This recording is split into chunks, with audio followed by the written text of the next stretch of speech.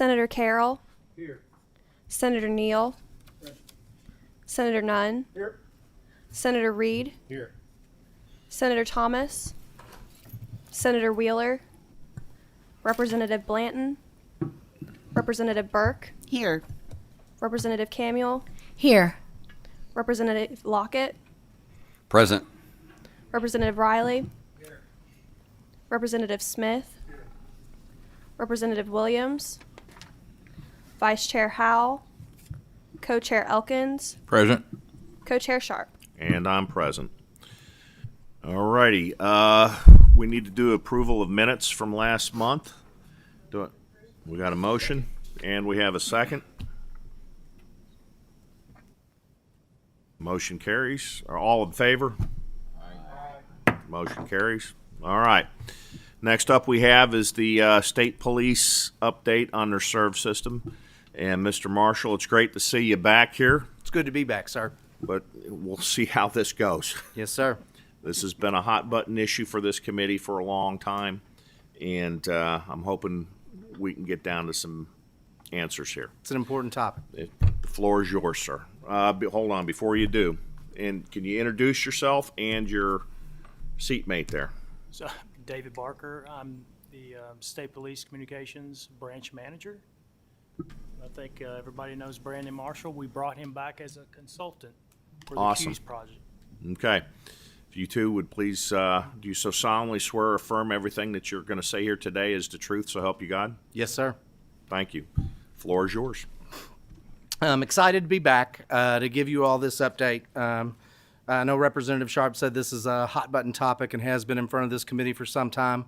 It's a hot button topic for us as well, or we would have never gone after and requested this level of funding and taken on such a huge undertaking, and it is. And some of this is going to be a little redundant at the end, as updates often are. We've got to go through and talk about those things, but there's some exciting new news to share as well.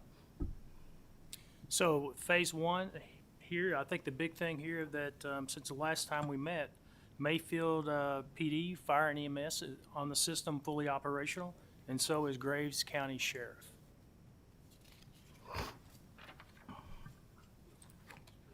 Phase two. You check your microphone there, please, sir, and make sure that it's Maybe pull it a little closer to you. yeah. All right, phase two. This is fully funded, 77% completed, 48 existing sites are completed, 13 new sites pending acquisition, and we are looking at 8 of those 13 sites being acquired in the next 2 months. Then also 3 new sites were constructed, and we've got 2 that are under construction. That's positive movement and update from the last time with those additional sites being ready to be acquired, as well as those 3 that finished construction. Moving on to Phase 3A, this is ongoing. Funded and 0% complete.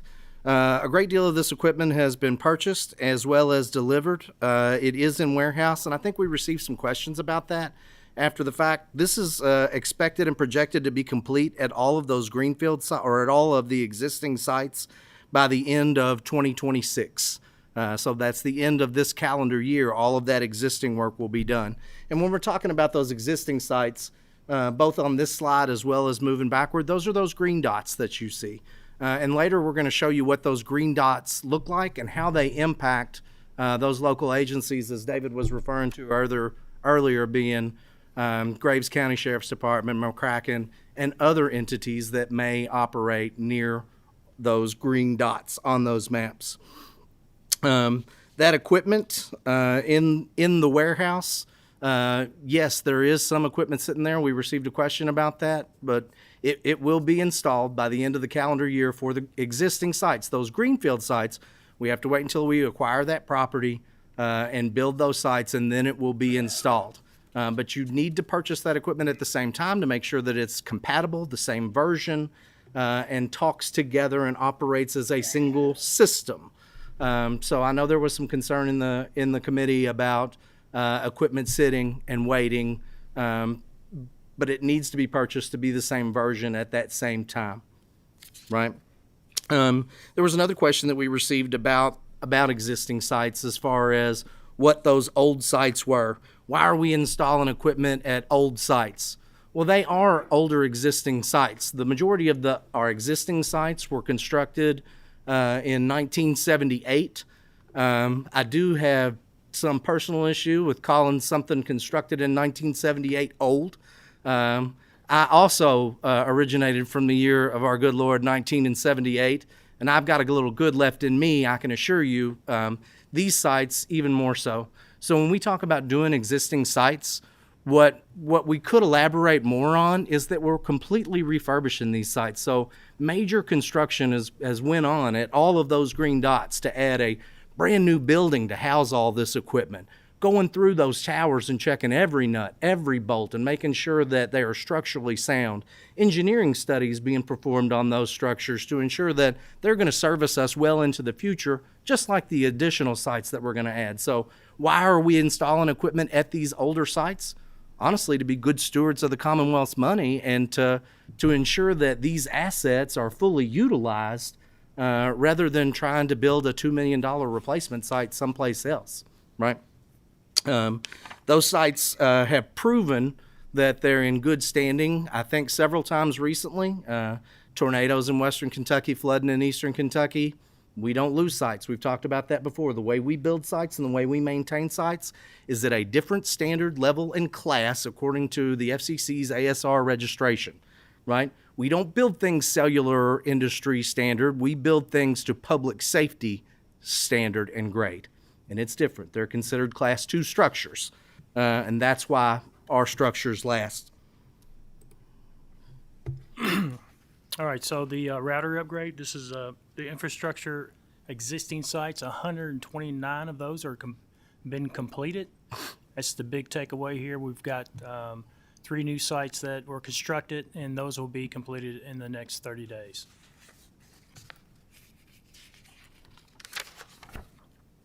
All right, the microwave. This is where we made a lot of progress. Our last meeting, we were at 70 sites. We're at 129, one away from being completed. Couldn't you get that one done, David? Well, we could have, but the weather got us. So we're almost finished with the existing sites on the microwave project.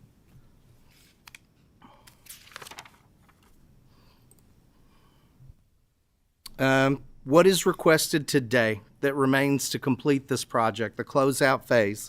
And I know that budget session is coming, and there's probably a lot of people that are watching this testimony, and you all probably have some questions, I'm hoping, that are going to be directly relative to what our budget request is moving into the next budget biennium. This project cannot be completed without that funding request. We cannot begin on a great deal of this scope of work that you're seeing in this area until that occurs. There will be 16 existing sites that will be done and 25 new sites that will be constructed. Acquisition of those is already funded. We're already working on the acquisition of those, but the construction has not been funded or the equipment therefore. If we are funded July 1, and I believe that we will, if we are funded, we look to have all of the existing sites in the Commonwealth of Kentucky, all those green dots that you've seen littered in all those maps, completed no later than the end of the fiscal year, June 30th, 2027.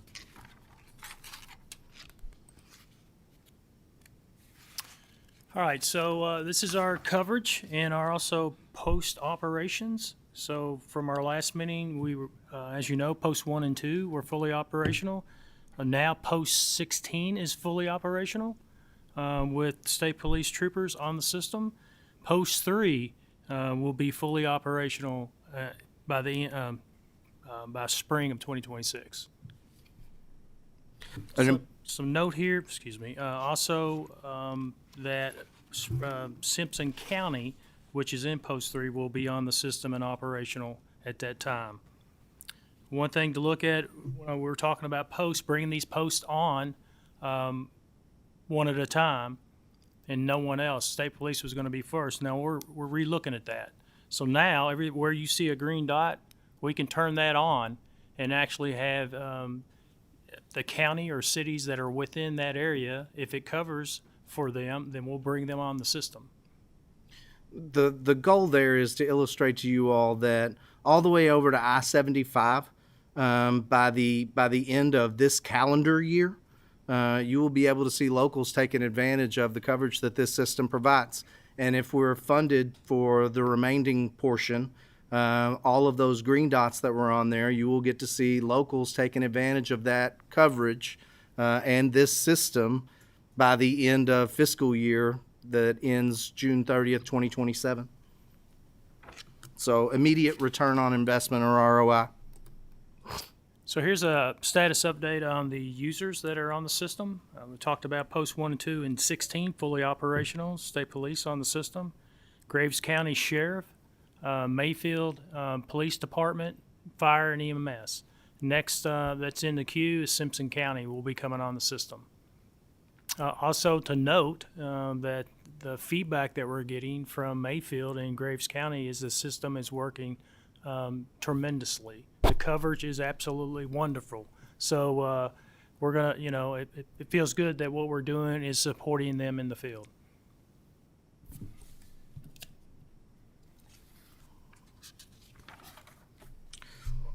So this spreadsheet illustrates just an overall kind of spreadsheet view and percentage of what's remaining to be done on the project as a whole. And this snapshot was taken January 21st, so some of those things have changed, but we tried to capture it there in that last column of next 30-day completion. Some of those things are done.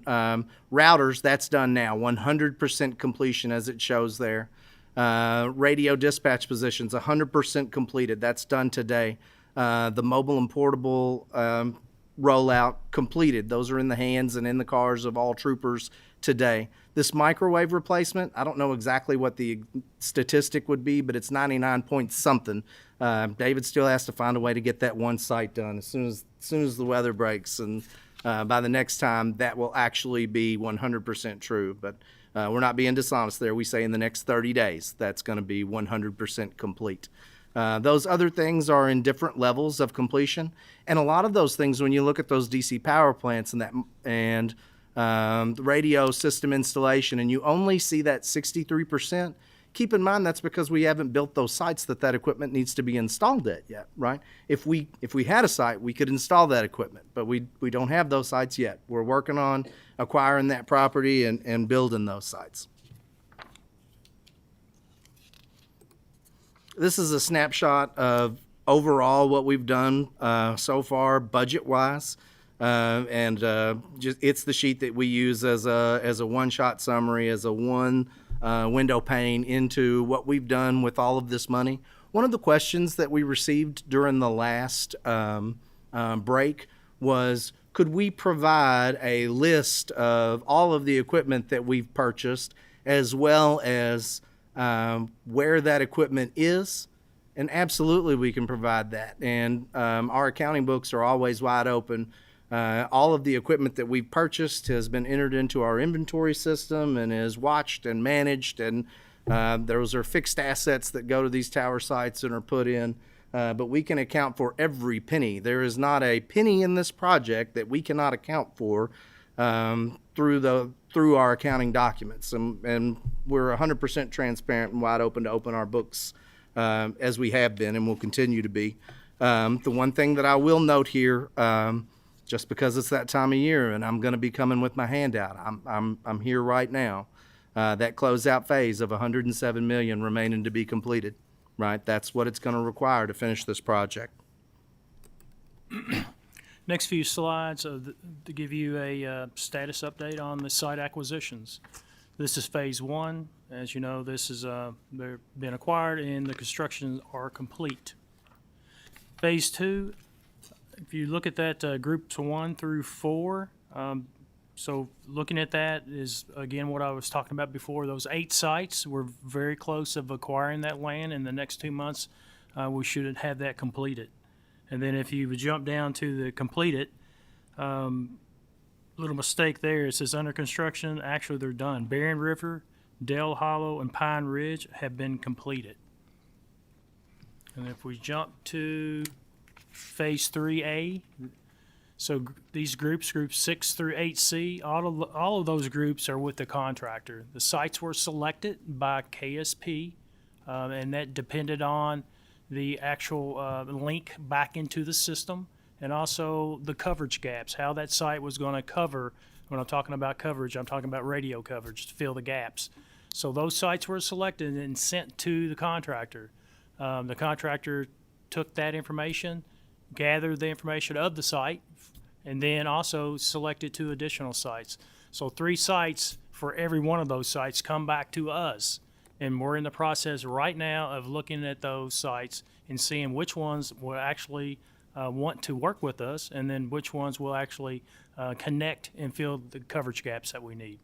And that's the status on 3A, and also the next slide, the same way, is the closeout phase, the same process. They're all coming back to us right now, and we're going through those sites. So I'm certain that we ran through that to try to cover as much information as we could, and some of that's redundant. But we wanted to make sure that we gave you all ample time, because I'm confident that there's going to be more questions, and am excited to answer those. I do want to make a couple of points real fast before we get to those questions, and try to preemptively head some of those off at the pass. And I've tried to do that through the presentation as we went. We firmly believe that if we are funded in July 1 of 2026 for the last closeout phase of this project, that we will complete the rest of this project in 4 years from that date. That we would be able to acquire the property and build the tower sites that we need to have and fully complete it by then. There's been question and talk about, what about warranty on the equipment that you've got that's waiting to go in those greenfield sites? When we were procuring all of this hardware, we were conscious of that. We knew that on the front side. Our software update, as well as our hardware, our warranty doesn't start until we install that equipment, and is in service until 2032. So we've been far past where we believe a lot of that equipment is going to be utilized at. As we are implementing these newer plans, our timeline is narrowing. So last time that we talked, and in the report that was performed and written and presented, there was a lot of talk and discussion about what that plan was, and do we have a plan, and there's no plan. So they were referencing a conversation that I had here in a testimony, and I at no time ever said there wasn't a plan. There are all types of plans. This project is a group of multiple sub-projects, all of which have plans, all of which have project managers, all of which have been submitted to the legislative body in requesting that funding. You all wouldn't have given us that money, quite frankly, without plans. What we didn't have was a timeline, and I think that that terminology kind of confused during that last meeting of timeline versus plan. So we did not have a timeline before, but we do have plans. We've got all types of plans.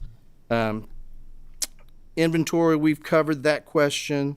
Be on the lookout and on the watch for improvement processes. So we keep getting asked, how do we improve this? How do we make this go faster? What are you going to do to expedite the implementation of this? The people of Kentucky need this.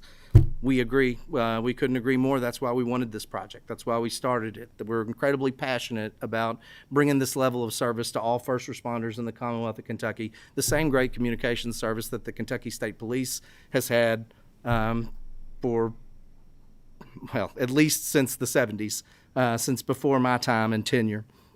So we want this to be expedited as well. We have pushed and asked for different ways to expedite. The Finance Cabinet has pushed and fought for different ways to expedite this process, and we've worked together to do things differently than have been done when it comes to the acquisition as well as the construction project, and we still haven't found all of those things. There's talks about some other ways even that we could make improvements moving forward on the construction side. So, and with that, I will close and allow you all to ask any question that you all would like to ask us.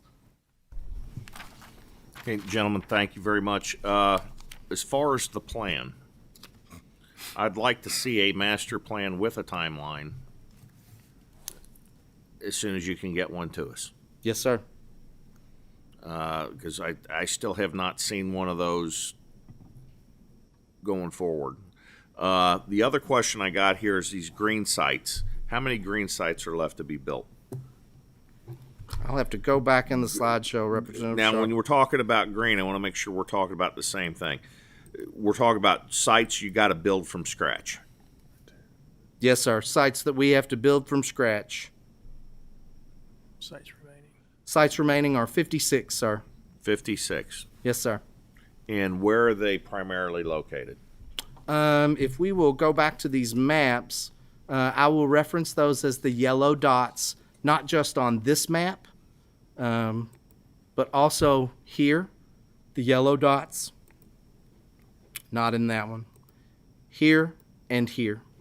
These are the ones that you all have funded for us to build today, and these are the ones that we are requesting funding to build tomorrow. Okay. How many of those are in the same location, or could you use the DMARC systems, the DMARC towers? So DMARCS is a National Guard radio system that actually operates and resides on our towers. So those towers are our towers. David, in his previous life, built the DMARC systems for the National Guard. So before he came to the Kentucky State Police, he ran that program and built that entire system. And I think he could elaborate very much about its build out. Yeah, so it's at our sites. So their repeater system is interlinked by the microwave, Q's microwave, and it all originates back at the EOC. But there's 53 sites, and there used to be 2 systems, emergency management and the National Guard, and I was the project manager taking those 2 together and building that out. So as Brandon said, they're at our sites. So there's nothing they could provide that we don't have. So you're utilizing those sites? There are sites, yes. Yes, sir. Okay. Representative Smith? Thank you, Mr. Chairman. I'm trying to get on the same page on, it is. How's that? So you were with the KSP and now you're not Yes, sir. I've retired, but I am back as a consultant. consulting the same project that you were oversight? Yes, sir. Okay, and your position, So I am the branch manager, okay, you took his place? yes. Okay, I just want to make sure I'm talking on the right page here. Well, with both of you here, going back, Mr. Chairman, I'd like to look backwards and see from the beginning. Yes, sir. I think some of the questions that we had for you was about a master plan that the chairman just brought up again. We have yet to see one, and that's been several months ago. I think that may have been the biggest issue starting out, because I guess one of my questions is, how many layers is there in this project? We know we have finance. Finance has contracts with engineer, who is the, I guess, tier 1, I'll call it, the top, that everything goes down below that engineer as contracts are written. And then you have project managers, and each part of that branch that goes down, people are answering their way back up to the top to answer to finance. Finance ultimately being over the project. When they put the contract out, they still have oversight of the tier 1, the engineer or the company that gets the project, right? They start with them. They put an RFP out to start this project from day one. So from our previous conversations, Representative Smith, I think you're talking about the construction side, correct? Well, I'm trying to get a hold of the whole project, So- because I think there's so many layers that I think that's been the problem on it taking this long. And I'm trying to get to where we can not do this again. Yeah. Not have a 10-year project that maybe should have been a 2-year Yeah. or a 3-year. And I'm trying to figure out and trying to get my arms around where all the issues are at. And I think it's because there's so many hands and decision makers in the whole project instead of just putting an RFP out, a company taking it, putting it, installing it, and then being done. Yeah. We've got the Kentucky State Police, we've got the Finance Cabinet, we've got contractors, and the reason I know this, I have a local contractor who was involved in some things, and we had to go to Finance to discuss it. We didn't come to the KSP, or we didn't go to even the contractor trying to figure out issues. But in looking at it, I believe today, as we speak, you're still going to have some issues, because I think the issues is there's so many moving parts in this thing, and somebody has to call somebody to get a hold of somebody to get an answer. That's where I'm going with this. Is that pretty close to accurate? Am I starting to get a gist of why we're sitting here today so many years into a project? So you're definitely 100% accurate that there are a lot of different things at play. So when we first started building out this project, to go back to that history, for me, it started as a radio system project. We were going to upgrade the radio system, and I was quite confident that that's all we were going to do. And we had a dollar amount that we had estimated using the estimates of other states and knowing what our infrastructure, number of tower sites and so on that we haven't within Kentucky used by our existing radio system versus what those other states were. So we came up with that rough estimate and tried to give a safe number of what ifs, right, and tried to expand upon that and requested that funding to build that system. And when we did, the first thing to be noted on that is that it wasn't funded all up front at one time. So the idea that we would be able to put out an RFP to one single simple vendor from the beginning and say, do this, go forth, do well, bring back this system for all the first responders in the Commonwealth with the money that you have allocated, that wasn't an option for us, right? And part of that was because how it was funded. And I'm not blaming the legislative body by any means. Let me stop you right there. By the way that it was funded, that's where I'm coming from. By the way it was structured from the beginning, by the legislature approving a project, and then do we need to be more specific on a project on how it's laid out, how it's turned loose, or how it's constructed? Because again, and I'm sorry, Mr. Chairman, for carrying this on, but I believe the whole issue has been from day one the way that it started out and the way that it began, because nobody as of this date has a master plan from day one to say you've got a plan.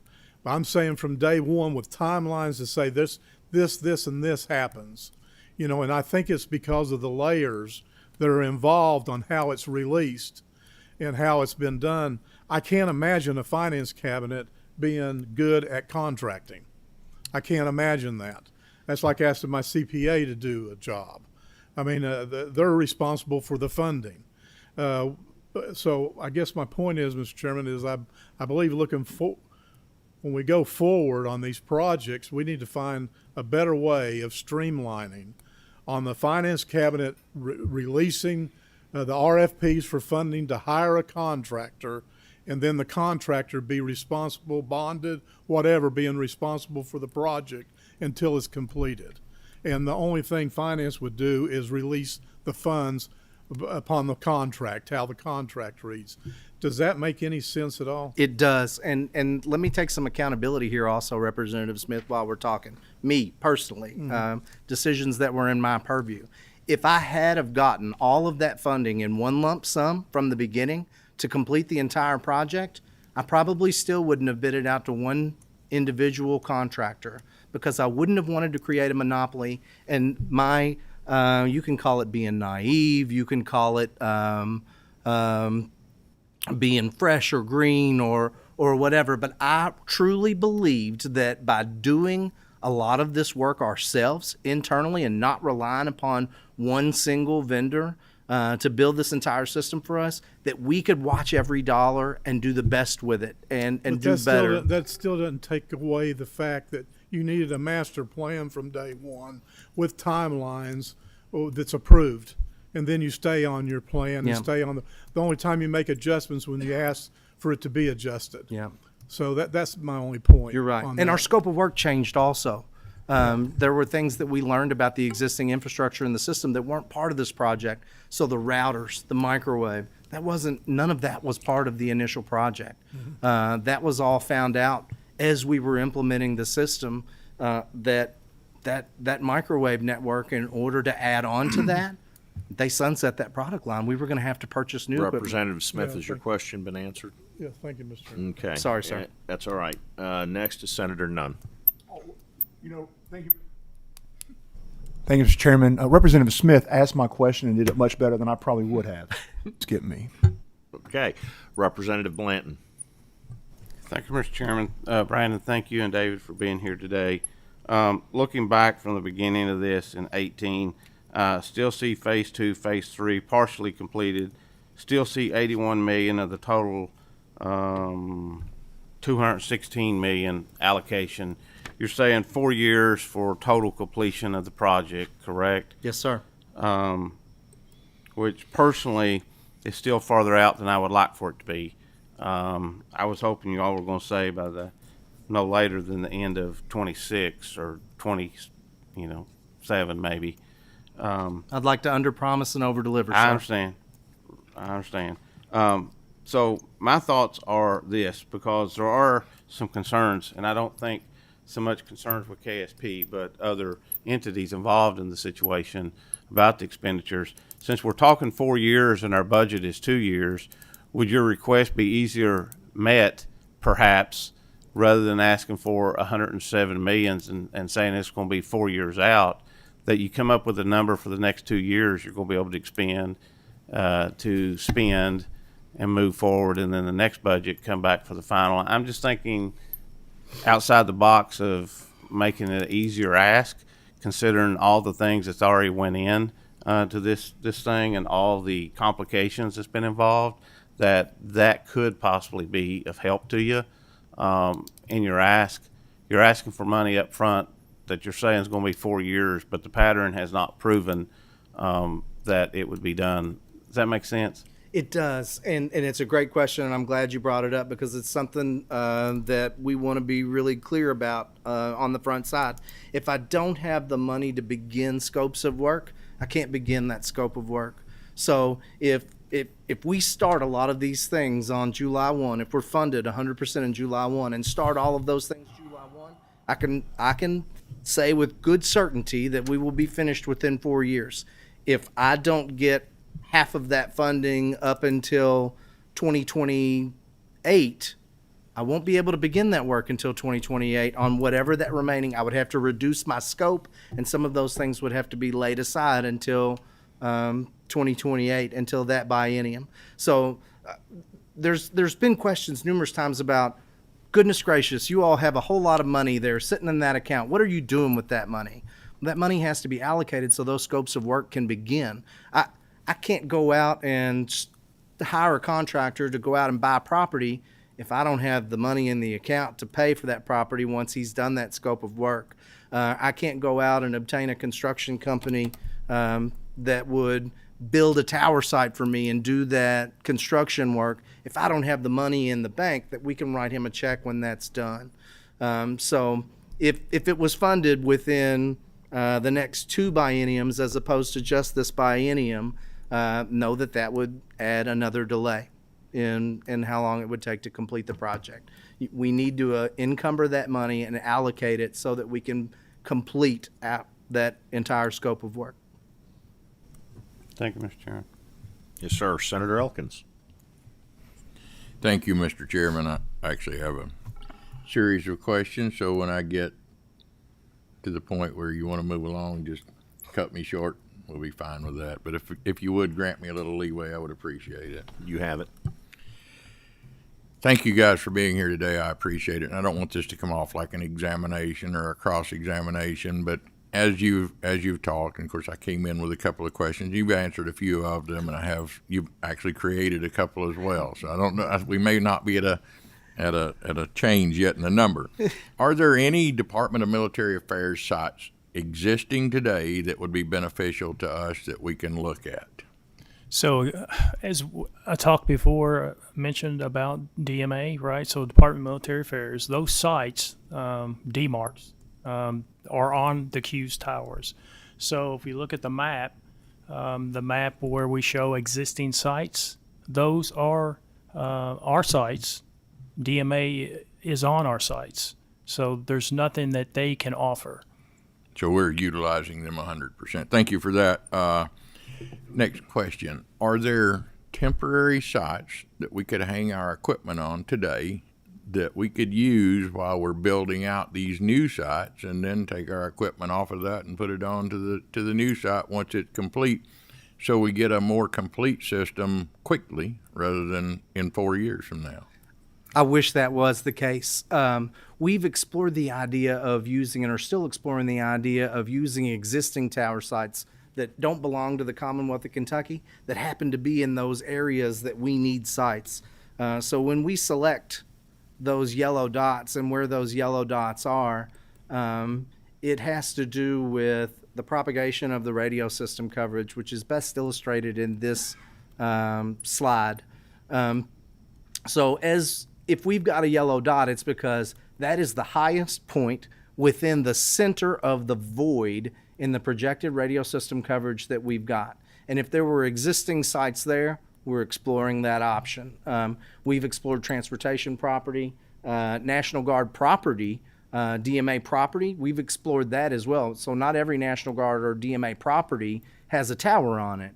But we have looked at those sites. We've also looked at corrections property, all state-owned property that we could get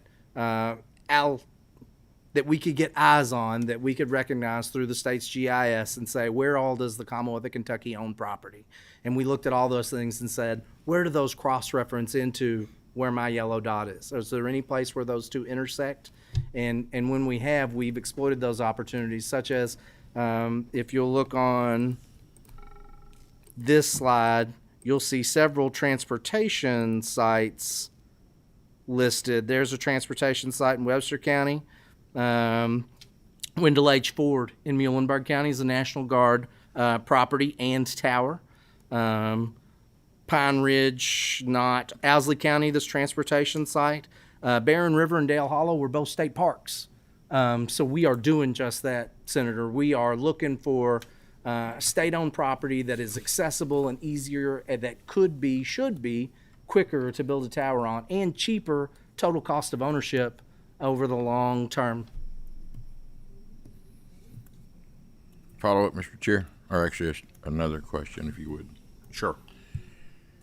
You testified today that you feel like you can be 100% complete with this project in 4 years. Do I understand that correctly? Yes, sir. I said it, and I said it under oath.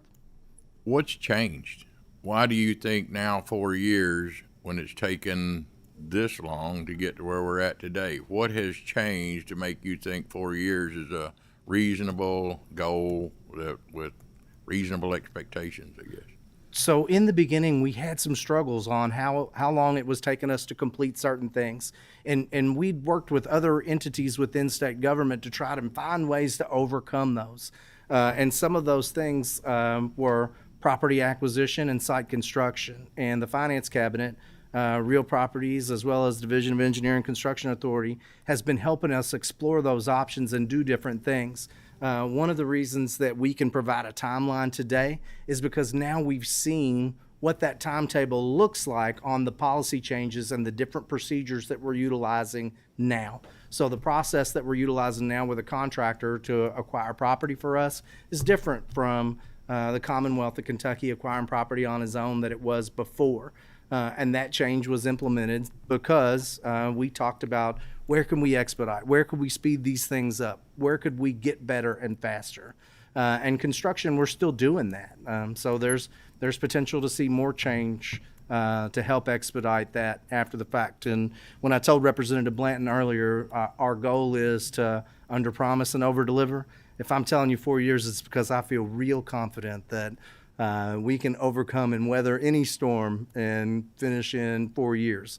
One of the reasons that we have not provided a timeline to date was because I would never sit here and give you all a marker that I didn't truly believe that we would hit. You had mentioned the plan and that some of us may have been led to believe that there wasn't a plan, but there is. I remember your testimony was that you didn't want to give a plan that you wasn't sure you could meet. You probably meant to say timeline, but did. If I did say plan, I apologize, sir. I 100% meant timeline. I just wanted to clarify that. This project is vital. It's vitally important to the safety of our first responders. I know you guys know that. I know you understand that. It has gone on too long. Now, I'm not for not funding this project. I think we have to fund it. I think we're in a position where we have to fund it for the safety of our police officers out here that are doing the work that they do. It's very dangerous work, and they have to be able to communicate with one another. But I am for, and I would suggest, and it goes back to what Representative Smith, I think, was hitting on, we tie that funding to timelines, that we're meeting certain goals, and then we release that funding. Just my thought, just a suggestion that I would make.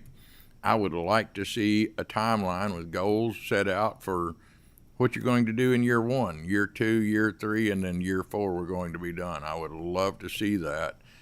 Something we can look at. So, as Representative Lockett and I were talking about earlier, we're about tired of this topic in this committee. Not tired of the topic, we're about tired of talking about it in this committee because it's too important for us to keep coming back. So timeline to me is important, it's critical. Finishing this project is critical. So thank you, Mr. Chair, for allowing me to have several questions. Thank you. Thank you, gentlemen, for being here today as well. Thank you, sir. Senator Nunn. Thank you, Mr. Chairman. I mean it this time. Does the vendor Motorola, I believe, is that correct? For the radio system portion of the project, yes, sir. Do they offer a turnkey solution to deliver this project? We have explored turnkey with Motorola, as well as the idea of releasing an RFP. Yes, that is a potential option, or could be a potential option. What would be the barrier to pursuing that option at this point for the last phase, last 56 new sites, acquisition and construction? So mechanism, first and foremost, to complete that purchase. We'd have to go back into the RFP process in order to establish a new contract that encompasses that full scope of work. So Motorola is not on master agreement to build towers today, right? They are now when it comes to property acquisition, but that's a separate contract. And they're on a separate contract when it comes to selling radio equipment. So it would be, first and foremost, mechanism would be the barrier. Now, that wouldn't be a full barrier, but the Commonwealth believes in the process that they adopted with the new contract that they released for site acquisition, which Motorola is a holder of. They can acquire property for us right now, as well as other vendors. I don't want to talk about just one contract holder. Thanks, Mr. Chairman. Okay. Out of the green sites, what was the total of green sites that you had from start to finish on this project? 65, sir. 65. And as of today, that you've got 9 completed. Yes, sir. And this project started when? So it was funded in 2018, but funding was allocated. We really didn't receive funding until the second year of that biennium, so 2019, July of 2019.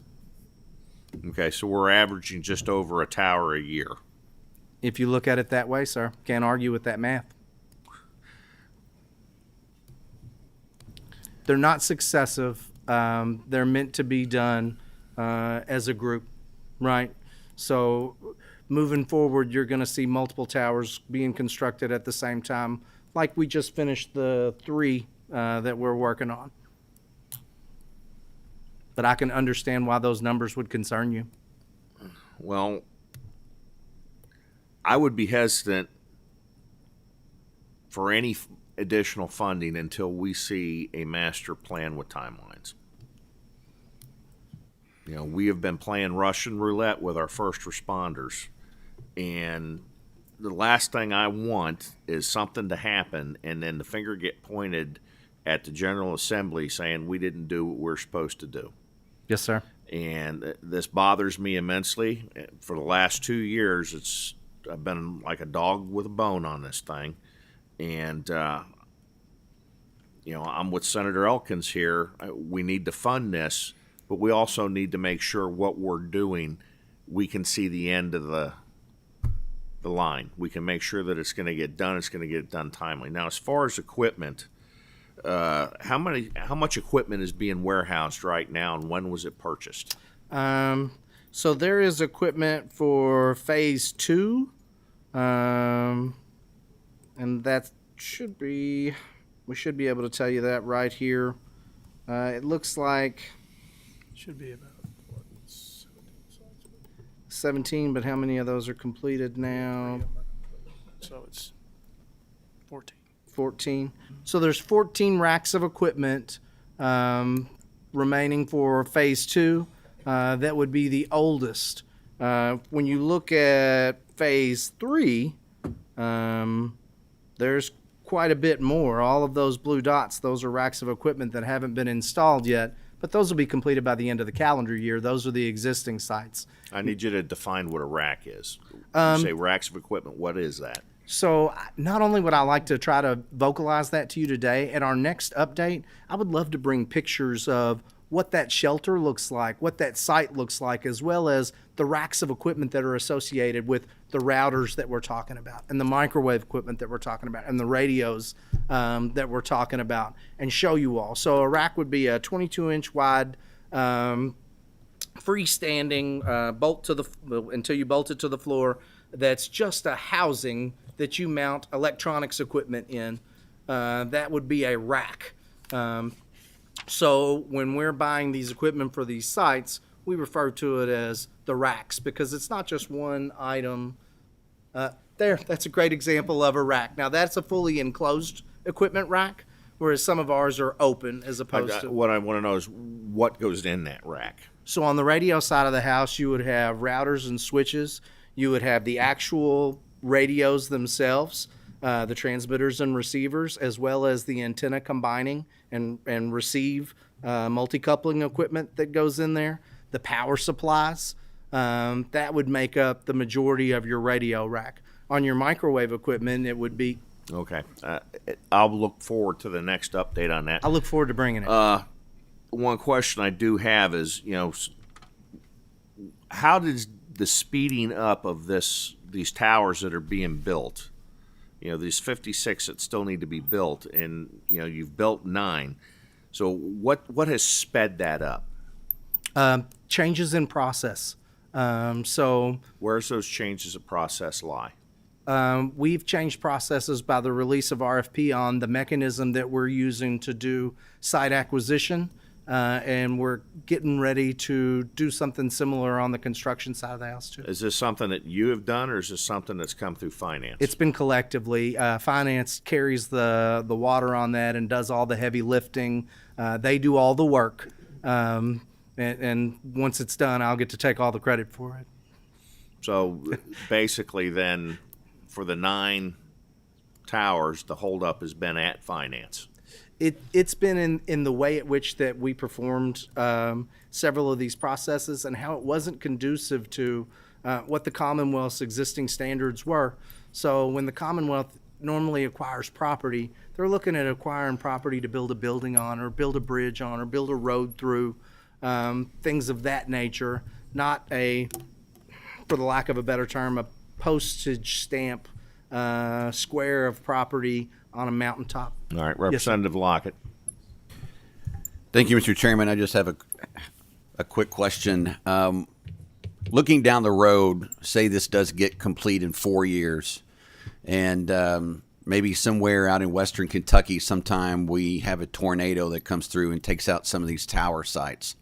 That's not possible. I'm not going to lose tower sites to tornadoes. I've already proven it.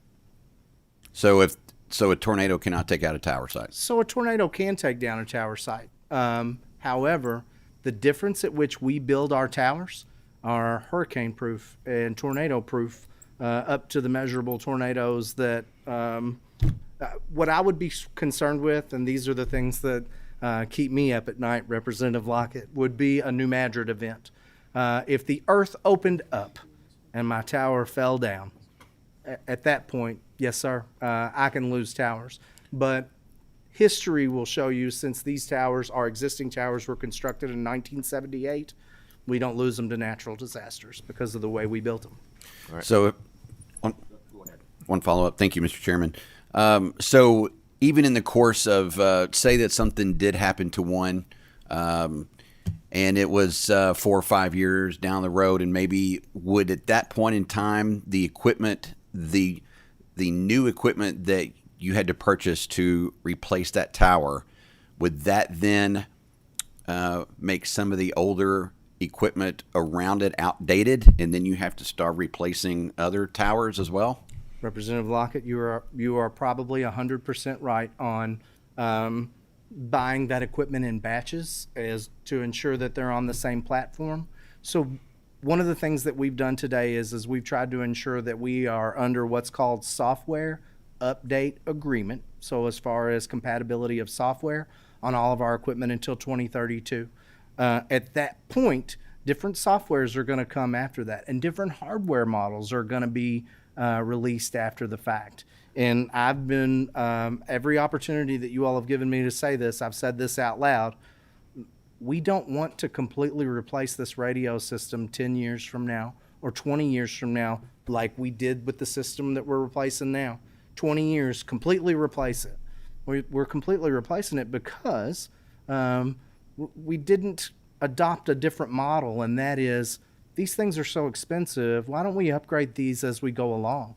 Why don't we keep them updated as throughout the life of the system to ensure that this system is around until that type of technology is completely antiquated? Meaning, what is our replacement plan for new hardware moving into the future? And I will be asking for that, or David will be asking for that once the project is fully complete. The next thing is, how much is it going to cost for me to replace every 5 years 1/20th of the hardware that's there? Because that's the plan. That's the way to keep things on a current model, to keep it from sunsetting, to keep that system from fully expiring, or that you have to build a complete new one from scratch. Cheaper to do it a little every year than it is to wait 25 years and do another capital project that your son will sit up there and approve, or daughter will sit up there and approve, that'll be $1 billion. Okay. Thank you. Senator Nunn? Thank you, Mr. Chairman. Mr. Marshall, you said something earlier that I don't think I understood or recognized before. Are you a contractor, or are you an employee of the Kentucky State Police? I am a contractor. I'm a contracted consultant. Okay, I didn't understand that before today. Well, just today. Every time you've seen me before, Okay. I was an employee of the Commonwealth of Kentucky. I'm not as obtuse as I was worried that Who I might retired. have been. Okay. Yes, sir. 28 and a half years. I thought I was going to get away. So, are you able to share with your current contract how you're compensated in relation to performance project? I'm not. I'm paid hourly. You're paid hourly. Yes, sir. Okay, thank you. Okay. Do we have any further questions? I don't see any further questions. Gentlemen, I would love to see your presentation next month on this. Our next meeting is going to be March 9th. And with that, do I have a motion to adjourn? Motion. Second? We are adjourned. Thank you all.